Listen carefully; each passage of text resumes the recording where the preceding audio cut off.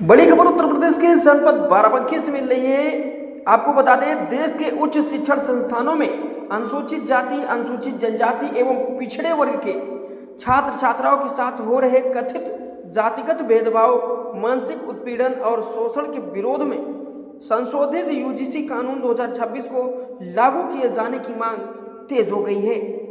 इसी क्रम में भारत के राष्ट्रपति को संबोधित एक ज्ञापन प्रशासन के माध्यम से सौंपा गया। ज्ञापन में आरोप लगाया गया है कि आज़ादी के 75 वर्ष बाद भी कई विश्वविद्यालयों और महाविद्यालयों में जाति, धर्म और लिंग के आधार पर भेदभाव की घटनाएं सामने आ रही हैं। छात्र छात्राओं को अपमानित करने, जातिगत टिप्पणियां करने, छात्रावासों से वंचित करने और मानसिक प्रताड़ना के कारण आत्महत्या जैसे गंभीर मामले सामने आ चुके हैं, जिससे देश की छवि अंतर्राष्ट्रीय स्तर पर धूमिल हो रही है। ज्ञापन में कहा गया कि पुराने यूजीसी नियम भेदभाव के मामलों में प्रभावी कार्रवाई करने में असफल रहे। इसी कारण नया यूजीसी कानून 2026 लाया गया, जिसे 13 जनवरी 2026 से देश भर के विश्वविद्यालयों में लागू किया था। आरोप है कि आज़ाद जातिवाद और सामंतवाद सोच रखने वाले तत्वों द्वारा कानून का विरोध किया गया और सरकारी संपत्तियों को नुकसान पहुंचाया गया। बताया गया कि मामले में सर्वोच्च न्यायालय में दाखिल रिट याचिका पर 29 जनवरी 2026 को रोक लगने से वंचित वर्गों में गहरा आक्रोश है। ज्ञापन में यह भी आरोप लगाया गया कि केंद्र सरकार द्वारा प्रभावी पैरवी न किए जाने से कानून पर रोक लगी, जिससे करोड़ों लोगों की उम्मीदों को ठेस पहुंची। 5 सूत्रीय प्रमुख मांगे रखी।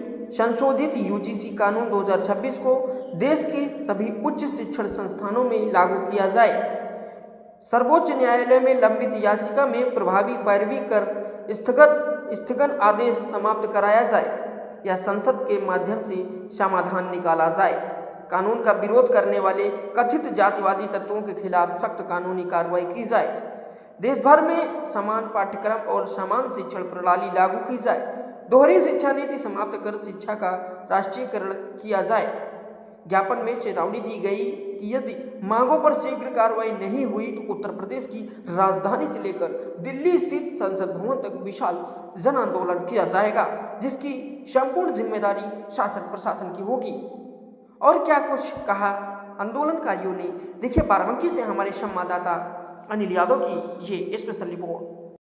के लिए शिक्षा का राष्ट्रीयकरण के स्थान पर व्यवसायीकरण व निजीकरण को बढ़ावा देकर सरकारी शिक्षण संस्थानों को बंद करने का प्रयास किया जा रहा है, जो देश की उन्नति में सबसे बड़ी बाधा है। उच्च शिक्षण संस्थानों में जातिगत भेदभाव को रोकने और समान अवसर सुनिश्चित करने के लिए नया यूजीसी कानून 2026 लाया गया, क्योंकि यूजीसी के जो पुराने नियम थे उनमें भेदभाव के मामलों में प्रभावी कार्यवाही नहीं हो पा रही थी। इसलिए यूजीसी नया कानून लाया गया, जिससे 13 जनवरी 2026 से भारत के सभी विश्वविद्यालयों, महाविद्यालयों में लागू किया गया। इसके लागू होते ही देश की एकता, अखंडता, समता, स्वतंत्रता, न्याय, बंधुता के दुश्मन जातिवादी सामंतों द्वारा बड़े पैमाने पर क्षति पहुंचाई गई, जिसके बाद माननीय सर्वोच्च न्यायालय में रिट याचिका दाखिल की गई, जिसमें भारत सरकार की लचर पैरवी के कारण दिनांक 29/1/2026 को माननीय सर्वोच्च न्यायालय ने यूजीसी कानून पर रोक लगा दिया। भारत सरकार द्वारा बनाए गए स्वयं के कानूनों को लागू कराने में रुचि न लेने, सर्वोच्च न्यायालय में सही पैरवी न करने के कारण केवल दिखावा के तौर पर कानून बनाने से करोड़ों अनुसूचित जाति, अनुसूचित जनजाति एवं पिछड़े वर्ग के छात्रों, लोगों में काफी आक्रोश व्यक्त हुआ और आज विशाल जन आंदोलन करके सम्मति से निम्न मांगे हम करते हैं। प्रमुख मांगे: न्याय यूजीसी कानून 2026 तत्काल भारत के सभी उच्च शिक्षण संस्थानों में लागू किया जाए। माननीय सर्वोच्च न्यायालय में लंबित रिट याचिका में उच्च स्तरीय पैरवी करके स्थगन आदेश समाप्त कराया जाए अथवा संसद में विधेयक लाकर माननीय सर्वोच्च न्यायालय के स्थगन आदेश को निष्प्रभावी किया जाए।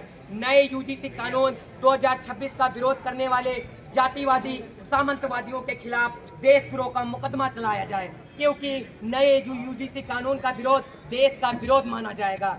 यह कि भारत देश के सभी सरकारी अथवा गैर सरकारी शिक्षण संस्थानों में समान पाठ्यक्रम, समान शिक्षण प्रणाली लागू की जाए एवं विभिन्न शिक्षण संस्थानों में विभिन्न पाठ्यक्रमों पर तत्काल रोक लगाई जाए।